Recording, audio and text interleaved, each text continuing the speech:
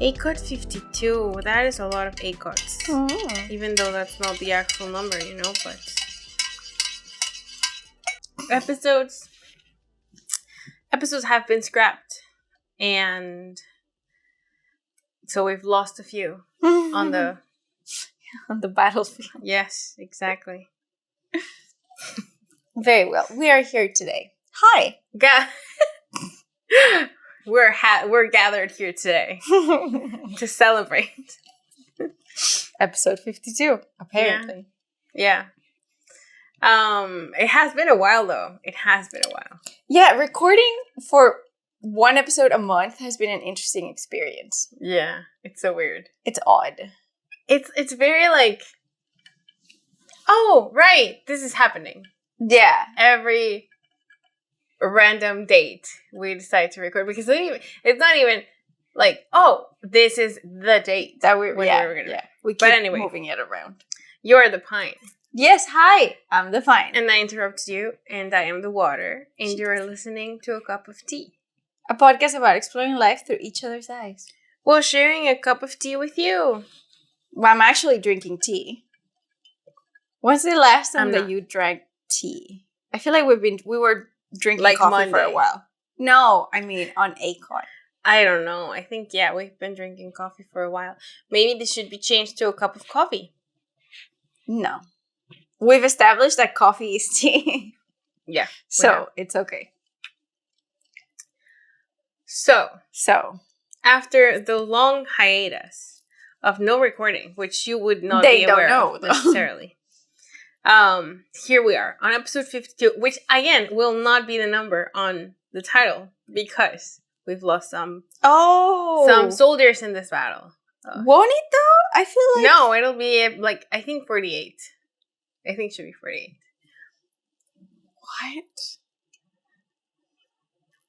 What? I'm sure. I don't know, but okay, it's fine.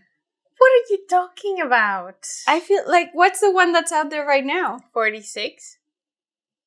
Really? Yeah.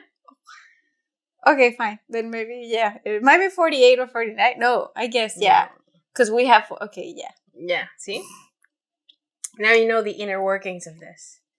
We've lost 4 episodes. They've not been great. We just were like, no, we're gonna can this. Yeah, bye. It's not now. But this one will not be canned. This one will see the light of YouTube. And we will start by talking about turning almost 30, like Bo Burnham. We're turning 30. Almost. But yeah, you turned 29 recently. Yeah. What was that like? Like a literal month ago. Oh! Almost. Yeah, almost. Yeah. It was funny. It was wild. It was, on the one hand, I didn't really feel it. On the other hand, I had been mentally preparing for it simultaneously. Many things were happening at the same time.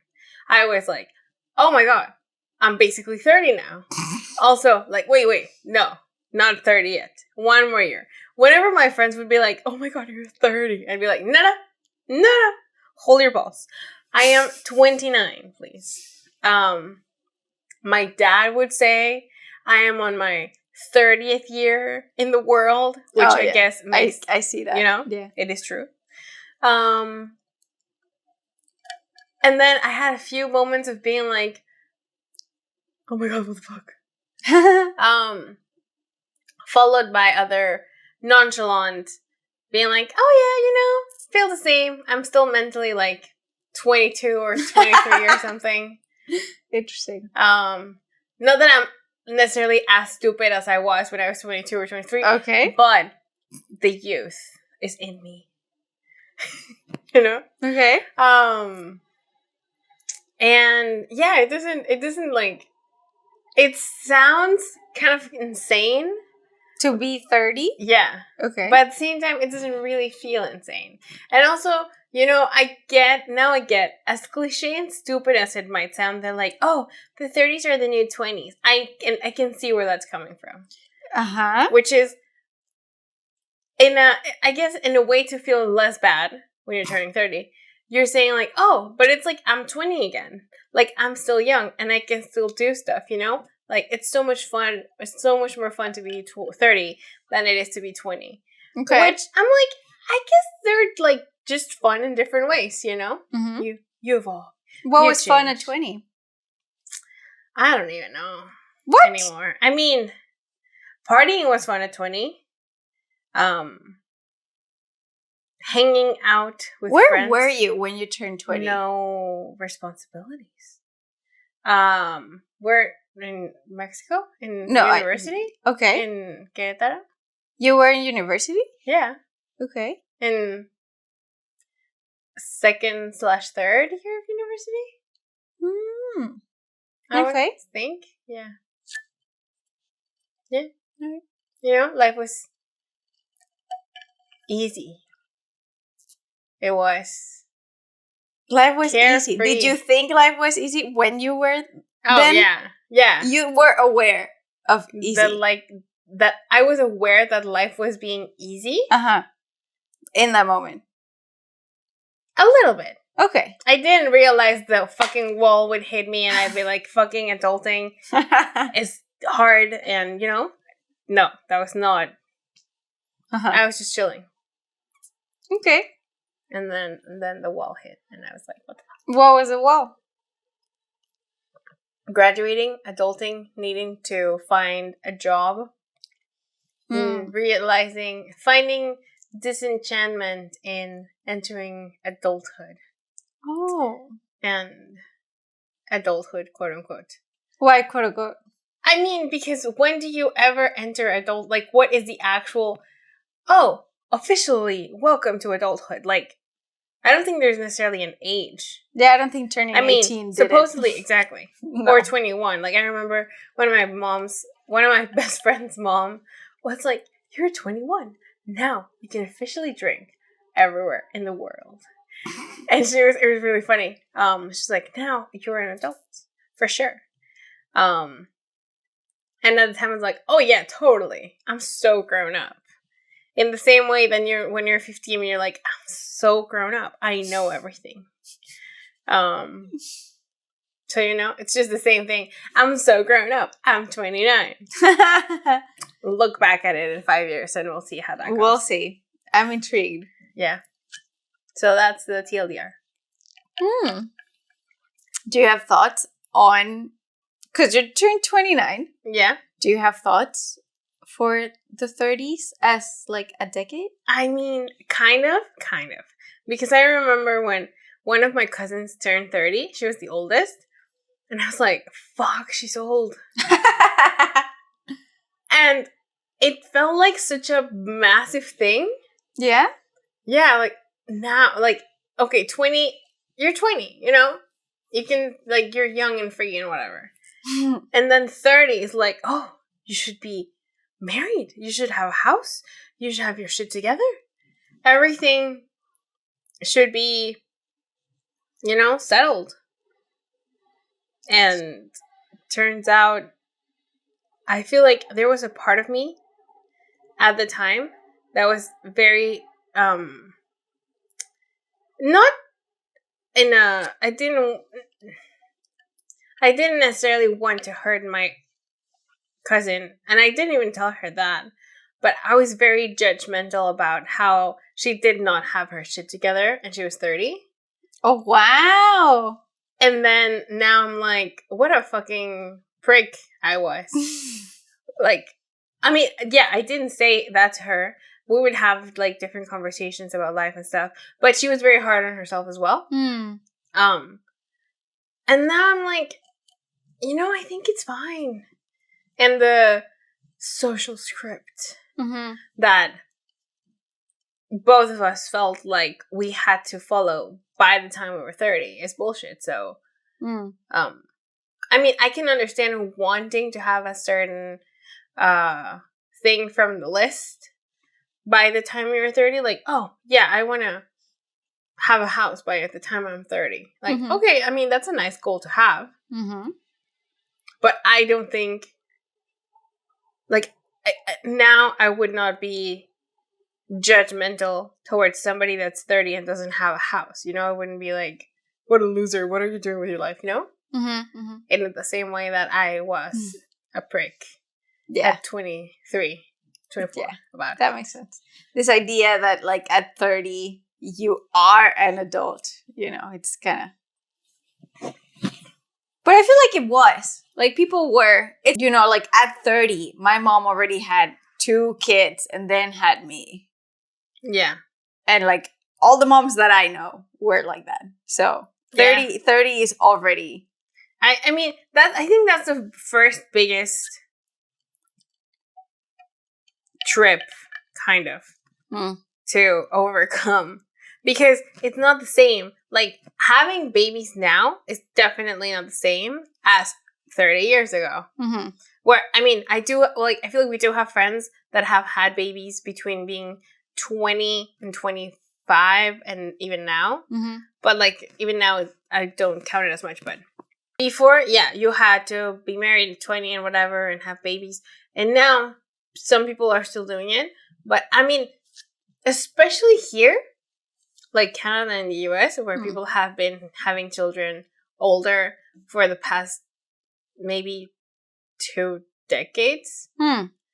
It's not that strange, but it still sounds odd if you compare yourself to your mom. Well, not yourself to your mom, but as a general you. Because my mom had me when she was 26.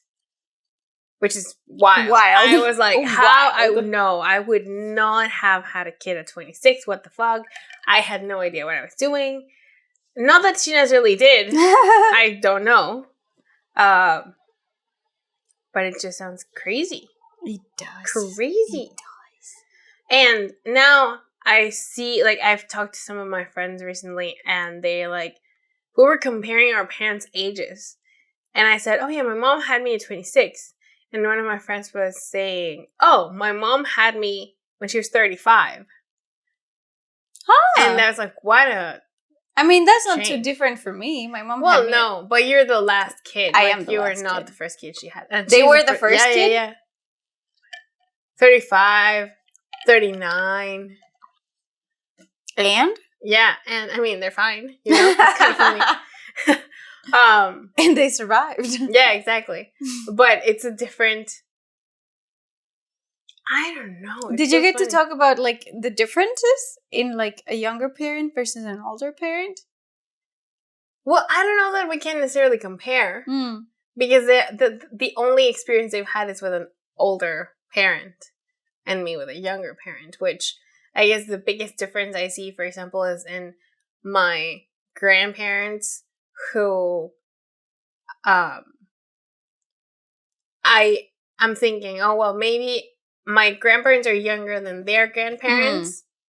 So if I had children now, my grandparents would still be alive to see them probably or something. Where I have a younger parent and an older parent. Yeah. And there's, I mean, like I remember times with my dad when I was little and I don't know, if he took me horseback riding and I wanted him to go with me. He did it once and it was really bad for his back. And then he never did it again with me. And that was very sad. You know? So there is something. But I mean, he must have had me in his 50s, which is insane. Yeah. So, I mean, all those men that have babies after being 50, why? Why? What are you doing to yourself? I mean, kind of sounds like Jay from Modern Family. I know. I was thinking because we're watching that. But it's you know, he was very happy. He was like, "Oh yes, I get to, like do life again." Yeah, maybe they feel young again. But also, maybe I've thought about it in a practical way, and the one thing that keeps coming up, not just because I am on the longevity. Yeah, I was gonna say fad. I don't think it's a fad, but anyway. But what a horrible thing to have a kid when you're 50. The kid is 5 years old. You didn't have him. You had him at 45. And when the kid is 10, you're 55 and you have terrible back pain and you can't play, you can't, I don't know, run around with a kid or ride a bike or whatever. Like, that sounds a horrible thing to do to a child. I mean, it wasn't nice, I'll say, to not, go with my dad. Yeah. He would have to stay back while I did it. So. Yeah. Exactly. I don't know how we got off on this tangent, but my realization of like, oh yeah, I have like I had a really old parent and a not so old parent. But I feel like my mom in her 30s having me, I feel like we're in a very good flow of like, I am about to be 30 and she's in her 60s. Mm-hmm.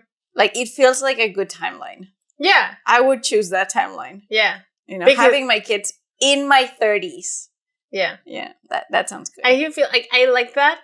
I also thought about it before, like at some point of the having it when you're 20 or like in your 20s. So you have your kids when you're 25. Your parents had you when they were 25. Your grandparents also were 25. So, I feel like our grandparents would 25, would 25, be earlier, 50, 75 or something. I mean, I guess it depends on the grandparents. Maybe. My grandparents both basically had my parents when they were in their 20s, like early, mid-20s. So, there's like a almost 20-year difference between each generation, kind of. Mm-hmm. Which I thought was cool because then I was like, oh, 20 more years. And then we have 80, 60, 40, 20. Yeah. Or something like that. There's something cute about that, yeah. Yeah. I like the idea of having grandparents that see your children alive. Like, my dad and his siblings had that because he was his great-grandmother babysat him. Oh, wow. For for a while until they were 15 or something. That's a while. She lived a long life. Whoa. Yeah. That bodes well for you. And it wasn't even that long. She died at 70 something. Huh. Yeah. That's a lot of generations. I don't know what the math I don't know. But, Interesting. Mm-hmm. Sounds like very young parents to me. Yeah. I would think. So, anyway, not having kids before 30 for sure. I mean, before 30 for sure. But speaking of having kids, the other day, we were doing this, I don't know, quiz, form, whatever. And you mentioned, and one of the questions was like, how do you see yourself in the next 10 years or something like that? And I was a little surprised because the water said that she didn't necessarily see kids in the next decade, which I was like, what? Like, wait, what? So that was very surprising to me. I did not know we were going to jump into this topic today. We don't have to. I mean, it's just, I will graze over it. Okay. I don't know. I've thought about it. I've thought about having kids, about not having kids. In a way, it feels so bizarre to think about having kids. What do you mean? On its own, like. Because now it feels more real? Yeah. Yeah, I know. So it's like. It's like, wait, actually. Hold your horses. It's a possibility. It's like, it's like a thing. Where before it's just kind of like a fantasy or like an older. idea. Yeah. But now it's like, no, actually. Yeah, exactly. So kids or no. So yeah, I've like pictured both scenarios where I don't have kids or I do have kids. And they both feel like it's like a Schrodinger's cat situation where like they're both possible at the same time. Okay. But they're both possible. It's not that you've said. Yeah, I'm not set on. Okay. Oh, definitely no. Okay. But I also not that I like now I know, or I can It's not necessarily like, oh, you have kids and you're doomed. But what? No, yeah, I agree. Like, I don't appreciate the whole, because Pablo sometimes has that too, of like, oh yeah, your life is over when you have kids. Which I wanna appreciate people that say that, because I'm like, they've been there. They're saying it for a reason. Yeah. But I would also take it with a grain of salt of like, I hope it's not necessarily the case. Yeah. I mean, I've seen, I don't know, friends of my parents. Like, my mom has this friend who used to travel a lot when her kids were young. And so they lived in Argentina for a couple of years. Then they went to she would take the kids? Denmark. Yeah. Then they went to Denmark. Then they moved to Spain. Then moved back to Mexico. Moved back to Spain. Then to Switzerland. And so the kids lived in like 5 or 6 different countries in the first 10 years of their lives. Oh, wow. Yeah. Which sounds very chaotic, but also really fun. So, I think it's possible, because what I'm thinking is I do want to be traveling and moving around and stuff. And so that's why, on the one hand, like, it feels difficult to think of, oh yeah, I'll be having kids within not the next 5 for sure. Like, not 5. No, because we did the math. Yeah. Like Rachel Green turning 30. Yes. So maybe after 35, we'll be like, okay, we can.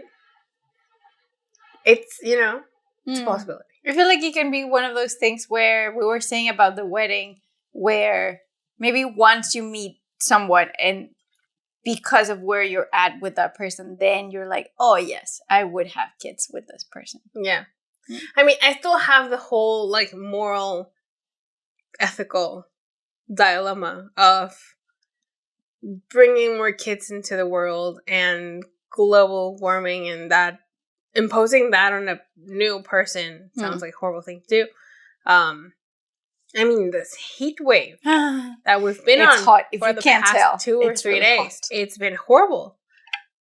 And it sounds very dramatic, but I do think that these things are going to get worse. And we are in a place in the world where it's not maybe that bad.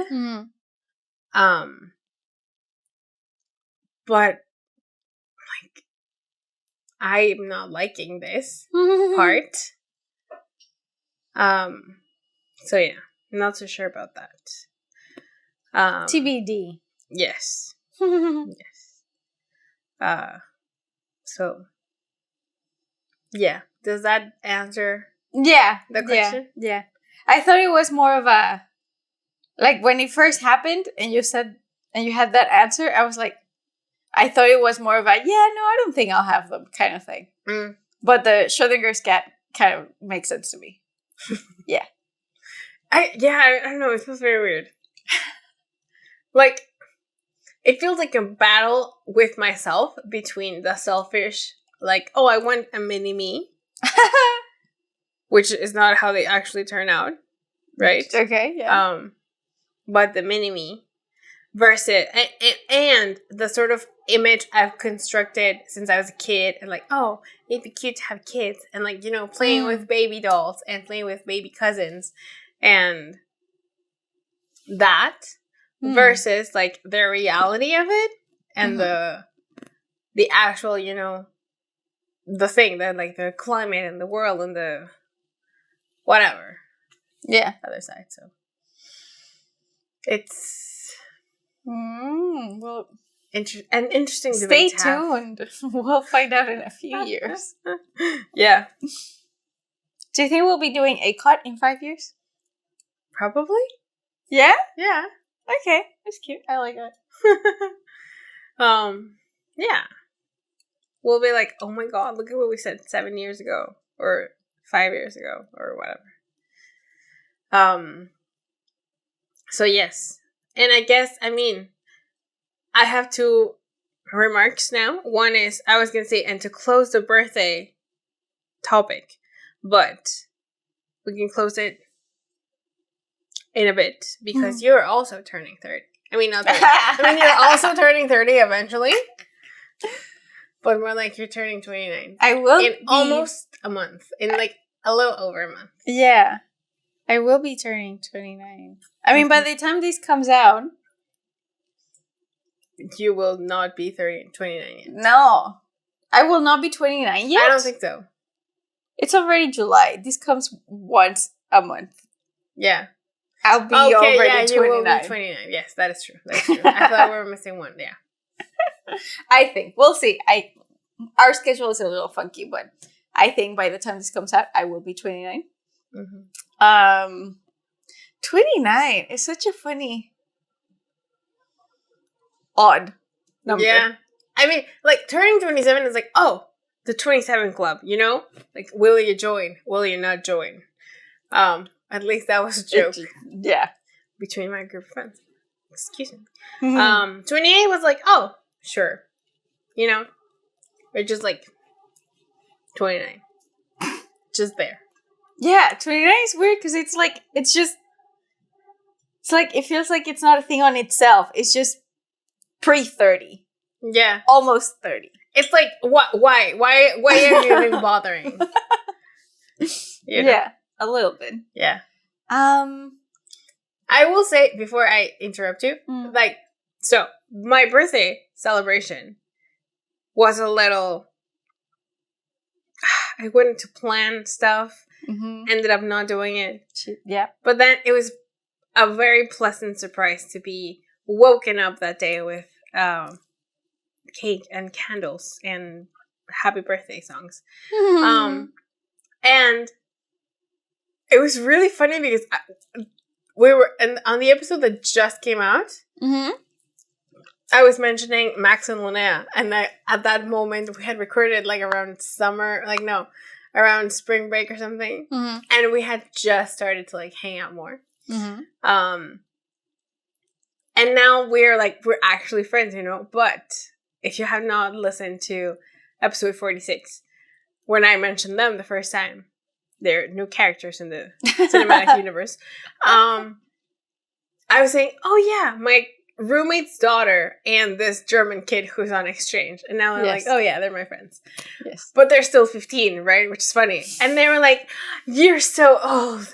You're turning 30. You're basically twice our age. And I was like, hold your horses. I'm 13 years older than both of you. Like, you know, they're turning 16 this year. I'm 29. This is not as dramatic as they made it sound. But they were 13 versus 15, the same thing. But you know what? I think it's funny, and I don't know. It's like one of those funny coincidences. But I was saying to them, I'm 13 years older than you guys, and I have a friend who's 13 years older than I am. Oh, so I just find it funny. That is cute. Yeah, like the 13, you know. Yeah. But anyway, you may proceed. I just want to say, like, Max was very like. He actually made a group chat when they were planning the birthday. I just found out about this today. Where he named, I don't know if he named the group chat, maybe it wasn't him, called Majo is so old. And I was like, you asshole. That's really funny. Yeah, so if you're watching this, you asshole. I hope he's laughing. Yeah, I hope Hi, so Max. too. I miss him. He Today his sister was like, do you miss Max? And I was like, sometimes. Yeah. It's okay. About turning 29. What, like thoughts? Yeah. Thoughts. The impending 29. The inconsequential 29. Not really about turning 29. But I just think about turning 30. Because turning 29 doesn't really feel like anything. Yeah, no. Well, I mean, it kind of does. Maybe it's just like pre-grieving or whatever the name of the thing is, you know? Okay. You're just like, oh, I'm just bracing myself for the 30 now. But that's what I had in mind at some point. Like, that was one of my thoughts there. But I'm kind of excited about 30. I mean, I have a thing with the number 3. Like, I'm a fan. It's like one of my favorite numbers. And in this, idea of like 30s are the new 20s, which one of my brothers is like, so like, whenever I say something like that, he's like, no, you're wrong. That's stupid. It's not. 30 is 30 and 20 is 20. And I'm like, but is it? Do you know? Because it's that same thing that you were saying of like, oh, being 30 right now is not the same as being 30 years ago, 50 years ago. Like, it's not the same thing. And we are not having the same experiences that, for example, our parents were having at 30 with children and houses and who knows what else. Job market, the economy. But I'm hoping that turning 30 will be what turning 20 was for them, I guess. You know, kind of that. So I feel like it's the peak of adult. I guess. I don't know. Like, I want to say peak youth. Yes. That was the other. Yes. No, that sounds horrible though. Peak youth at 30. I feel like you can still be feeling young until at least 35. I'm talking about the decade, not the year. Okay, fine. Yeah, I'm talking about the whole decade. And I want to say something like, oh, 30s will be my best decade yet. And then at 40, I'm going to say 40s will be my best decade yet. Okay. You know, I'm going to keep saying that every time. Yeah, I'm kind of excited. I'm like curious. I'm like just adoring Safito. Just like, she's so beautiful. And very distracting. Yeah. Yeah, I don't know. I want to rebel a little bit about the idea that growing old is bad. Do you want to rebel? Yeah. You. No. But you know, I like, don't you agree? Do you agree? I just had the Fika song in my head.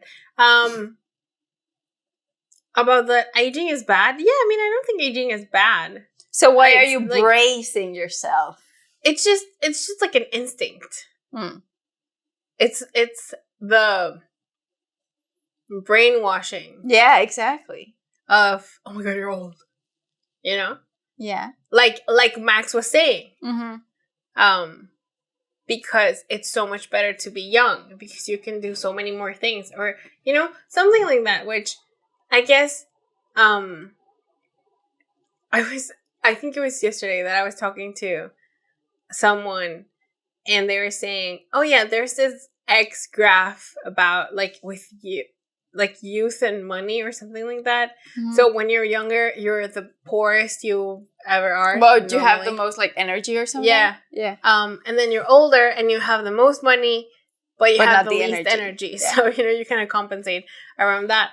And I was like, I mean, I get that, but also I don't think you're necessarily doomed. And you obviously age, and from like a, you know, physiological standpoint, your body changes and you are unable to do certain things now that you were able to do before, and you're achy and whatever. But also, I don't think it's necessarily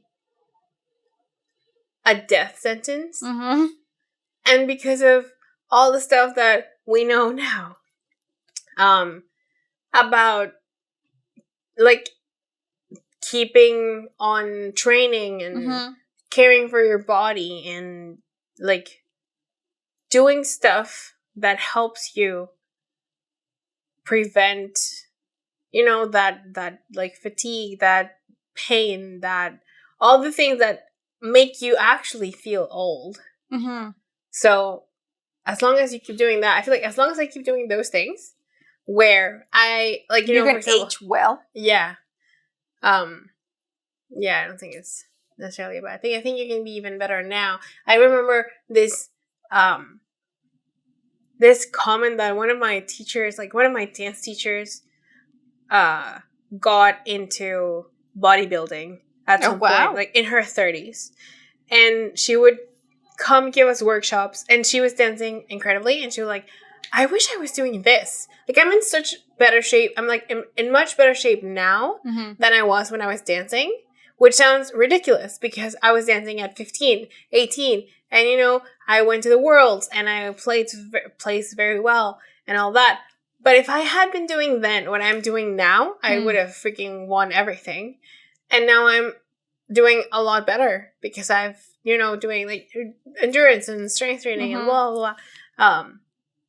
So I do think it's possible to feel even better now than you felt like at 15 or at 20 or whatever. So I was listening to this, like one of Miley Cyrus's songs, Young, or something about young. Yeah.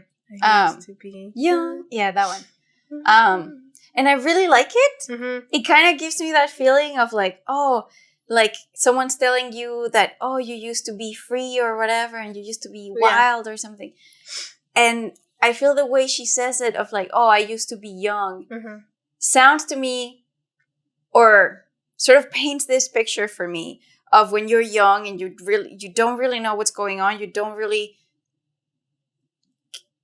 like wrap your head around life quite. And yeah, you're wild and maybe fun and sure.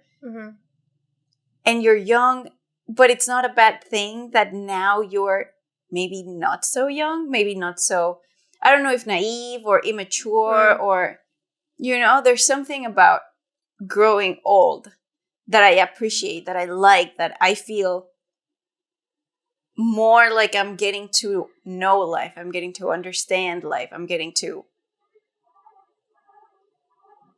I don't know, it feels more grounded. I mean, plus it's inevitable, so you can either fight it and be miserable. Better to feel this way, I guess, I would say.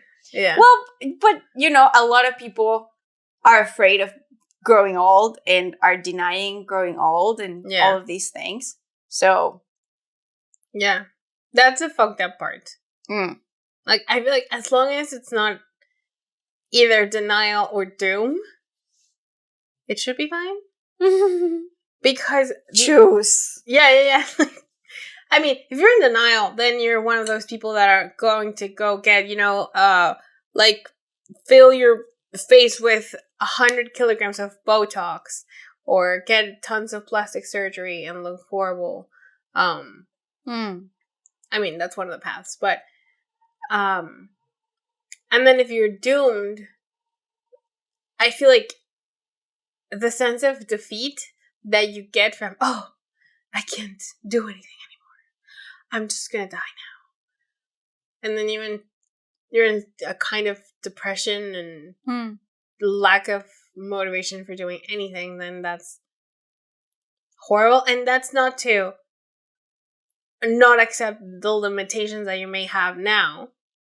And which is hard when you used to be able to do this thing that you can't do now.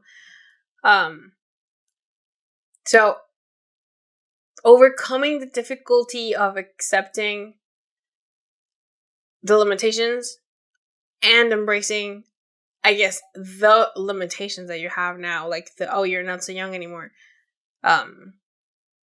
is the way to have a better life in general. So yeah, I mean, now you're more grounded and now you're more, wise, I guess. And yes, hopefully more wiser, not just know-it-all-ish. Like, oh, now you should respect me because I'm older. Yeah. And it's been particularly funny now with Linnea and Max, who would say stuff like, "Oh yeah, you're so old."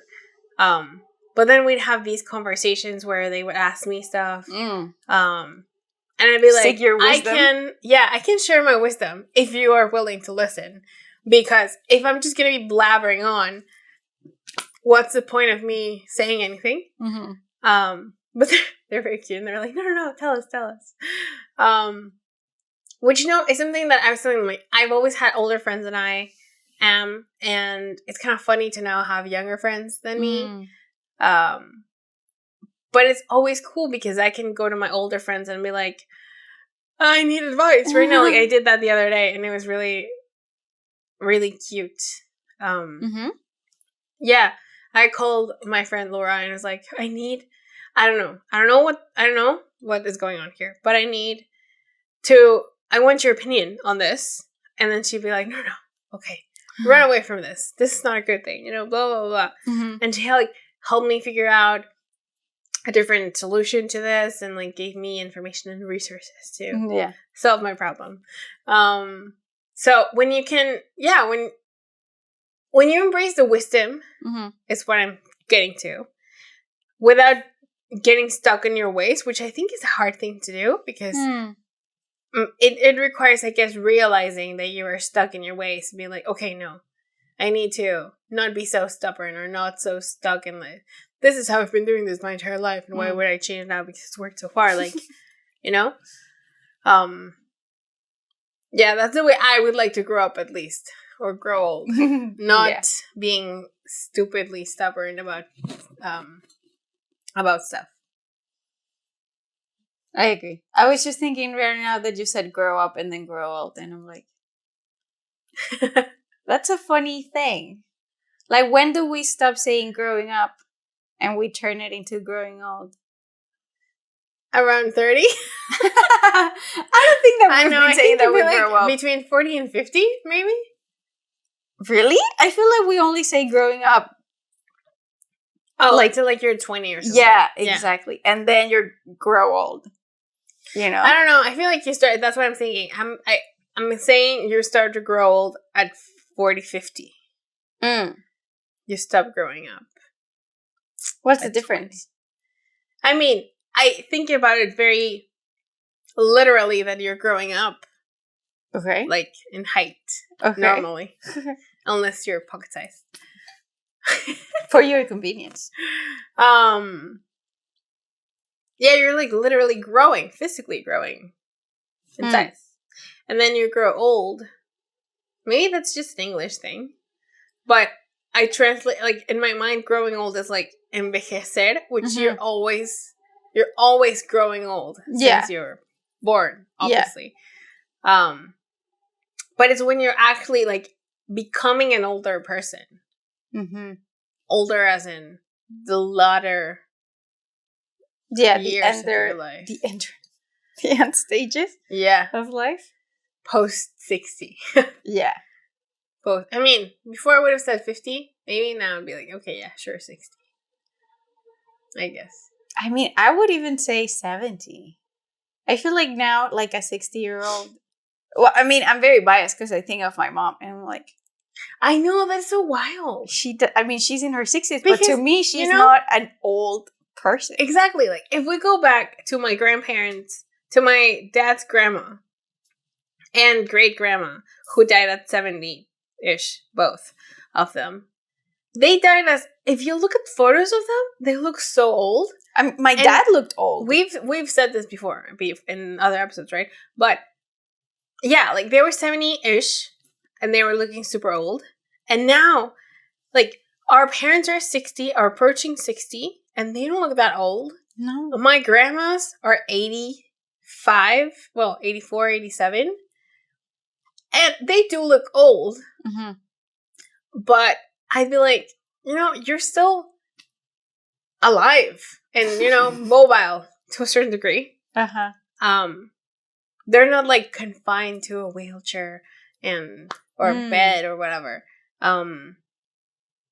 So I can definitely see the movement and the aging trend, I guess, I don't know, toward older people. But I would still think of you start growing old, maybe collectively thinking about it as between being 50 and 60, because now you're not young anymore, Okay. Not that not that you can feel young or that you don't look young, because right now I do feel 50 years old is not that old at all. Yeah. But if you think about this in okay, we're gonna live to 100. 50 is half of your life. So then at 50 you start growing old. You're approaching the expiry date. Yeah. More than you are closer to the being born. Yeah. True. I guess. So. Like, what if, I don't know, it's like, it's funny if I ask you, what do you want to be when you grow up? I want to be one of those ladies that retire with their friends. And, like, I'll kind of live together and just go, you know, I don't know. I was going to say golfing, but when have I ever gone golfing? Like, I'm not my brother. You know, doing some, like, old lady activity with my friends. And I used to joke a lot with one of my friends. We'd be like, oh, yeah, I can totally see us being old ladies together. Which I can still see us being old ladies together. Yeah. Doing ACOT. Yeah. And then, because that, like, Lomeli was a friend that I, like, we would say, oh, yeah, when we're old, and we're old ladies together. And we keep doing this. Like, we keep going to get tea, and we keep going to movies, and stuff like that. So I just think about it the same way. It's like, I'll be doing maybe the same things. But I'll be 70 instead of 20. Yeah. It's funny, because when I asked, what do you want to be when you grow up, I did not think that you were going to take it to being an old lady. I just meant, like... But you said grow old. No, I said grow up. Oh. Like, what do you want to be when you grow up? Which is something that you asked a kid that they tell you about. I think we picture being 20-something. Yeah. When we get asked, or when we ask, like, what do we want to be when you grow up? Because I think it's very tied to what you'll study in university. So it's kind of around that time. But if I ask you now, what do you want to be when you grow up? I get 40. I guess. Whichever way. What do I want to be when I grow up? Well, I want to be an evolved, like a Pokemon, an evolved version like a Pokemon. Of myself. I love that. Yeah, better. Okay. Basically doing the same things I'm doing now, just you know, better, more, with more financial freedom than right now. Yes. But essentially, yes, working on this, making movies, making more shows, traveling, living in different places around the world, and yeah. I agree. What do you want to be when I grow up? When I grow up? Yeah. I will say, which is something very uncharacteristic of me. I know where this is going. It's really funny. You do know what this is think going? So. I think so. I would think that you would know. Yeah. But that I'm going to say that I want to be a mom. Yes, for sure. Totally. Which is so weird. Yeah. But it's been happening for a few years. Here. Yes. Anyway. I know. Yeah. It's been very weird. Yeah. It's been such... Maybe it'll switch back. I was about to spill my coffee on myself. Maybe it'll switch back. I don't think so. It's been going on for a couple of years now where, like, I see myself. Because even when we were doing that questionnaire thing, my goals for the future involved...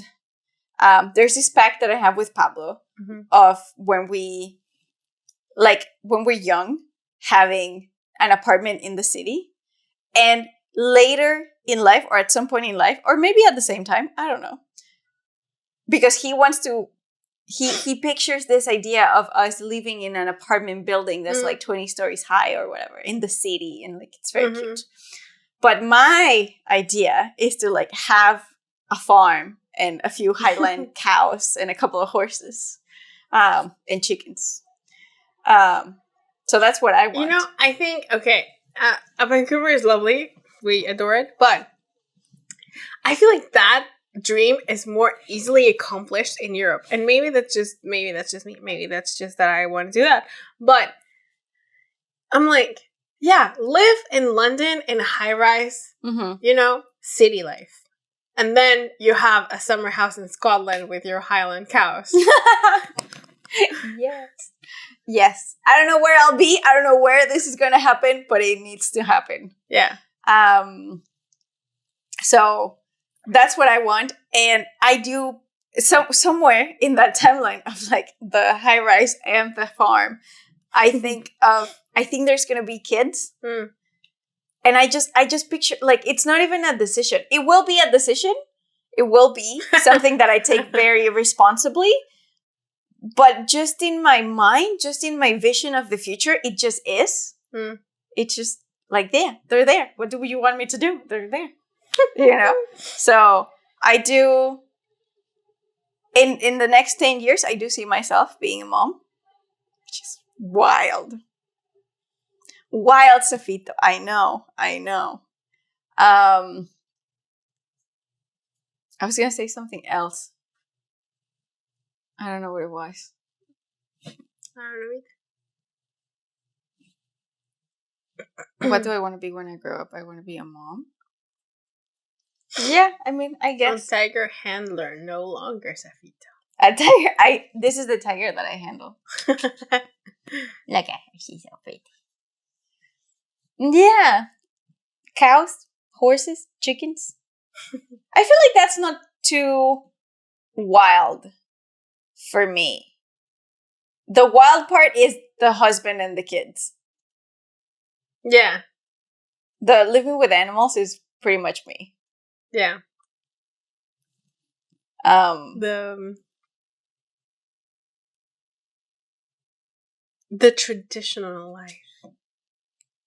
I don't know the traditional life. Yeah. You know, like the husband kids deal, package deal is the one that's odd. That's new. Yeah. But I think it'd be interesting. But I want to put like all of that aside. Mm-hmm. And since there's been a couple of times where we'd said something and I'm like, oh, this is where I bring this in. Mm-hmm. Something that I'm very excited about turning 30 is the plans that we have for turning 30. Oh, yeah. Which, since your birthday is in June and mine is in August, at least in July, I don't know how long this will be, but like sometime in July, for starters, we will go and make a trip to Ireland and Scotland. Mm-hmm. And that's how we'll spend our 30th year. Not the year, but not like the 30th entire year. birthday. But, the entire year would be fun. Yeah. Yeah, I know. This sounds exciting. For a while, like, I know we started kind of planning. I mean, honestly, we've been planning it since we were 15, but that did not happen. Now, 15 years later, I feel like, so we started thinking about this, like, what, last year? Maybe. And I was like, okay, we need to start saving for it. We've been doing a very poor job at that. But, I will say, it still feels very feasible. Yeah. Somehow. It's like, exactly. Somehow it'll happen. I don't know how. Sure.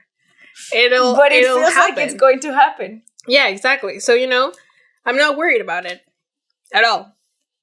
It'll just happen. We'll see you then when we do ACOT in Scotland. Yeah, which will be fun. And I'm very excited about that. I think we need to amend those travel plans to now include a visit to Germany. I've been go see Max into, yes. I see. For a reunion. Okay. I mean, as long as we do Ireland and Scotland, yeah, we can visit Europe. I mean, I've been collecting. I have an Instagram, like, those saving thingies that they have, like, as if it were Pinterest now. Yeah. I have one that is, just like Ireland 2025 or something. Nice. And it's full of stuff with Ireland, Scotland, and England stuff. Beautiful. So yes, plenty of stuff to do. That I'm excited about. So yeah, that's gonna be fun. 30-25. Yeah. I also like that our birthdays are like because we're from 95, that will be 30 on 25, will be 35 on the next one, whatever. 35 in 30. 35 in 30? Yeah. That's funny. But yeah. Yeah, I know. That's fun. That is fun. What was the other thing that you were into? Like, no. The thing is that first we mentioned traveling, and then you mentioned Scotland. So they were both about this. I see. Yeah. Yeah, I'm excited about that one too. I'm excited about going back to Europe. You've been sort of manifesting it. Yes. Yeah. Going to Europe. I mean, the thing is, about it, like, so I've mentioned this recently to like several people that manifesting. Yeah. When I was in the last week of university, we had this, like, the program director or the department director of my faculty, I guess, came into my class and he was like, okay, guys, we're going to do this questionnaire with a piece of paper. And you're going to write all these things down. And then in 10 years, you're going to look at it. I have no idea where this paper is anyway, by the way. Which I want to find it. I want to find it. But anyway. And so he was saying, yeah, like when I did it, 15 years ago, I wrote all these things down. And I looked back at it recently. And they were like 85% true, So nice. I was like, look at that. And so I remember that I don't exactly know all of the questions, but the ones I do remember are, first one was, what are you going to be doing? Like, what's your job description? And I was like, I will have my own company producing, like, movies and videos and blah, blah, blah, and stuff. So, check. I will live between, like, Vancouver, Mexico, and the Netherlands/Sweden. So we're working on the Netherlands/Sweden part. And then there was one question about, like, what car will you be driving? I don't know why he asked that one, but it was funny. And I remember saying something like, oh, maybe I'll bike. Because I like the aesthetic of it. And then I also want to have a cool car. So, I don't remember what car I put down, but it was a cool car. And I think the rest of them were like, if you have kids or whatever, and all their stuff.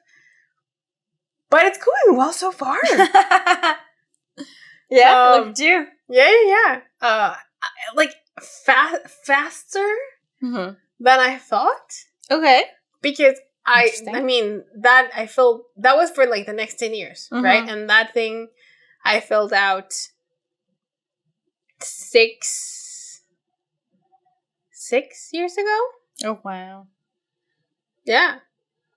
When I think back, like, when I have to do the math to see how long ago I was at the preserve, it, like, I cannot believe it.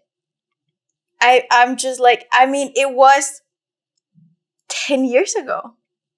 That sounds, because to me, it's like yesterday.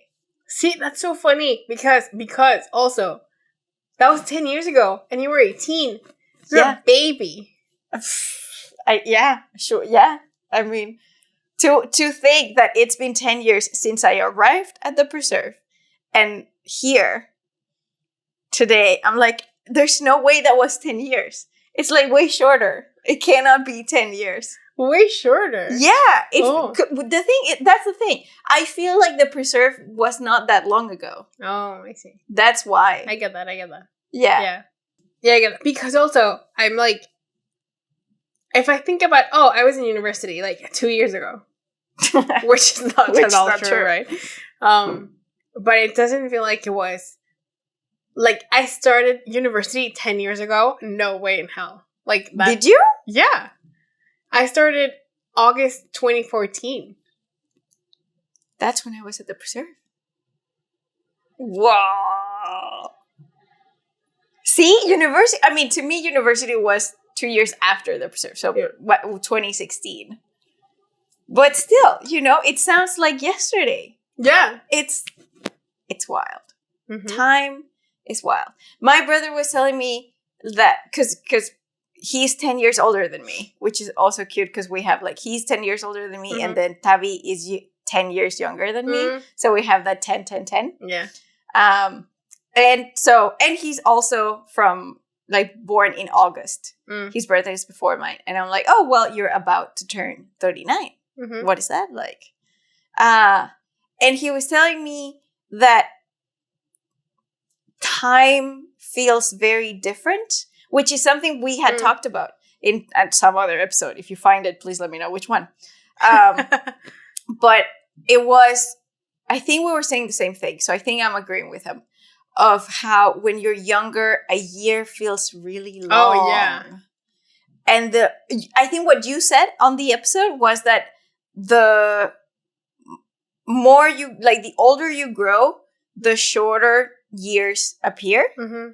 And that's kind of what he was saying. When you're younger, like years just feel forever. And I remember being like, I was going to say 8, but I don't know. I'm thinking of junior high. To me, or even elementary, I just remember like years were forever. The summer was eternal. Yes. And he was telling me, and now if you tell me, oh, this thing is going to take 2 years, he's like, oh, yeah, super fast. It'll go by in a bit. Yeah. And it kind of feels a little bit like that. I know. Yeah, you know, I mean, it sounds so cliche. But I was thinking about it. I was looking at some document that we were writing. I don't even know why. And we started it on like January this year. It was like, that was like 2 weeks ago. What are you talking about? And then like same moment or something. On Instagram, I read this post. I was like, oh my God, we're in the second half of the year. I was like, when? The fact that it's already like past July 10th or whatever. Yeah. I'm like, how? July just started. And it's like, what? I know. But yeah, the second half of the year. That's insane. Especially, I don't know. Jesus, like, I keep, like, I was looking at my calendar. I was on my desk, and my calendar was here. And I remember, like, oh, I was writing a bunch of stuff down the other day. And the calendar is June. Like, it's full June, no July. And now I have to delete it again. Yeah. Like, erase everything and write July/August because we're already halfway through July. Yep. And like, what the fuck? I know. It's time. Time is a funny thing. It is. And on that note, this episode has run out of time. Rex? Yeah, my rec, because this was my birthday gift. Not that I got it for like myself to myself, but I gave Linnea a list of suggestions for birthday presents because she asked me for it, and I was like, I want this t-shirt. I've seen it on Instagram and on Etsy, I think, and I've always been kind of sus about buying stuff on, like, I've never bought anything on Etsy. Or, you know, those people that sell, like, online merch and stuff. I just once did it for my brother. Like, it was a GMM t-shirt, I think. Oh! Yeah. Cute. And so I was like, this one. And obviously, I love it.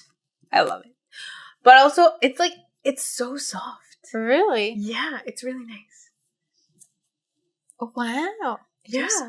And so it's by this, I think it's a girl who owns the brand. It's called Inkwell. And she makes graphic t-shirts with, it's not just, I think it's general Jane Austen, like, jokes. And other stuff. So yeah, that's my rec. Inkwell Threads is the name of her, like, brand. Cute. Yeah, especially if you're a Jane Austen fan. I was between the boiled potatoes and the no money, no prospects t-shirt. Nice. Yeah. What is your rec? What is my rec? No cheating. I'm like, what can be my rec? What am I doing? What have I been doing? Absolutely nothing. How dare she? No, but I'm trying the art of gathering. Ooh, that's a good one. I feel like maybe we have recced it before, but you know, you can. I don't know if I did. I might have. It's so good. It can be a re-rec. You know. Yeah. It was, so we went to one of this of these events that we've been going to a lot, which has been great. And it was a documentary called, I mean, I'm either wrecking the documentary or the book. Either way, have a go. Double wreck. So it was a documentary called Join or Die, which sounds very dramatic. It's a little, but the documentary is so great. Yeah. And it's, I mean, it's based in the US, and I think the screening that we went to was like the second screening all in Canada. Wasn't it the first? Oh no, yeah, they did make a small comment of it. Yeah. Like we were gonna be the first, but they bit us to like it. A week or something. Yeah. So Join or Die, you will find Who Is It By or something, because I don't remember, and you will put it down there so that they know what I'm talking about. Yeah. And it's about like loneliness and people coming together and joining clubs. That's the Join or Die. And then in this documentary, they also talked to this woman who wrote this book, The Art of Gathering. And I listened to it on audio. Oh? Yes. My brain was trying to decide between audiobook and Audible, and it couldn't choose. So I kind of stopped in the middle of the word. Uh-huh. But yeah, I listened to it on Audible. And no, actually, this can also be my rec. I listened to it on the app of the city's library. Oh. Which I am a fan. I did not have this experience when we were in Mexico, but like city libraries here in Canada, I'm like, awesome. Yeah. Not only because like I can read a bunch of books that I've been wanting to read that I don't have to pay for, but also audiobooks. Like there's a few that I've looked for and that they don't have, which is very sad because then I have to buy them. But you know, when I find them, it's like I'm so happy and it's so cool. So visit your local library and, you know, register or whatever, listen to books, find them. It was really cool. So many recs. See, I didn't have any and I have 3. So enjoy. Look at that. Yeah. Oh, I want to say, I mean, this was not, like, if anything, it's an anti-rec. But the other thing that I was thinking about mentioning today was this book that I was telling you about that I read. Oh, yeah? I was catfished into it. I don't know if ironically. By a New York Times book review that was like, oh, one twist after another. Couldn't drop the book. It was so good. And it's about this woman who is telling the story about how she was catfished by this guy. And it was very interesting. I was very intrigued by the catfisher. Mm-hmm. Because, and I will spoil. This includes spoilers. The book is called There Is No Ethan. I think. Pretty sure. We'll confirm here. There Is No Ethan. The author's name is Anna Akbari. And I didn't particularly love that she was narrating it. And I don't think, like, it probably is a fast read if you're reading it physically. But listening to it was very exhausting because it was such, like, informal, repetitive language of, like, oh, and he said, and she said, and he said, and she said. Because it was like, oh, you're annoying me a little bit. Mm-hmm. And also, I didn't find it as intriguing as advertised. But the psychology of the catfish, that's what I was like, man, these people are so damaged. Because it turns out, so there's no Ethan, right? And she starts talking to this guy whose name is Ethan Schumer? I'm not sure. And they have this, like, amazing connection right away. And they start talking about, like, deep stuff and, like, really online? Yeah, online. It's, like, on OkCupid or Match.com or something like that. And everything's going well. And they have these great conversations. And they really, like, she's like, he really gets me, you know? He's, like, such a great... It's awesome. You know? And then she started talking to him, I think, right before New Year's in 2011 or something like that. And then he's like, oh, that's great. Well, you know what? How about we meet on January 6th? Because I'll be coming back from some trip or whatever. And we can meet in New York. And we can do this thing and blah, blah, blah. And go to the opera. And then and he was saying, oh, I'll pick you up from the airport. And she was like, that's so insane. You know, like, I've never had a first date be an airport pickup, and I'll look horrible, and I don't want to meet you like that. But he's like, oh no, it's okay, like, you know, it can only get better from that, you know, it's not such a big deal. So we get to that date, and he's like, oh, I'm sorry, the snowstorm happened, I can't make it to the airport. We'll see each other tomorrow for the opera. And then the next thing happens, and he's like, oh, no, I can't. And so he keeps doing that every time they are going to meet. And there's this very twisted, like, manipulation, gaslighting thing that he has going on where she's like, oh, why didn't you tell me? Or, you know, like, I actually wanted to meet you, and we couldn't do it. It's like, how dare you be so selfish, and blah, blah, blah. And he would berate her, and bad. But then he'd write these long-ass, very heartfelt letters and be like, I'm so sorry I was such an asshole, and blah, blah, blah. And so it was like, the manipulation was there. And then it turns out she was tired of the guy not appearing. And she says something to him. And at the same time, he would say that, oh, he had been married before to this other woman, also named Anna. And he had a fetish with the Anna name because his mom's name was also Anna. So the ex-wife was Anna, and she lived in England and whatever. And so the author was like, oh, I will find this ex-wife. See if what's happening, because why is he not appearing in real life? So he finds the British Anna. And also, he had been saying, oh, yeah, I graduated from this school and from this other school. Like, it was, like, a great curriculum, you know, like, graduated MIT, graduated Stanford, and some other thing, and blah, blah, blah. And she's like, okay, I know people from MIT, I know people from Stanford, so I could reach out to them and be like, oh, this guy seems to have studied with you. Do you know him? So she finds British Anna, she finds the colleagues and whatever, and British Anna's like, oh, yeah, I know him.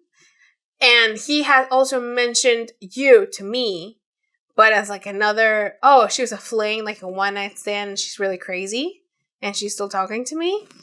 And then they found another woman called Gina, who had also been talking to him. And Gina was like, oh yeah, I also got the British Anna ex-wife story and the other crazy Anna one-night stand thing.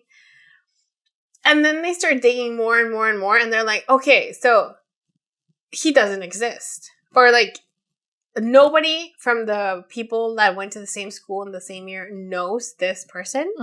So he's not real. But they had been receiving hundreds of photos from this guy who had, like, a whole life, like, oh, this is my sister, this is my ex-wife, and this is blah, blah, blah. And they started, because he had been giving them different tidbits of information that were true. They could trace it back, and they find this, they're like, okay, so these people are real.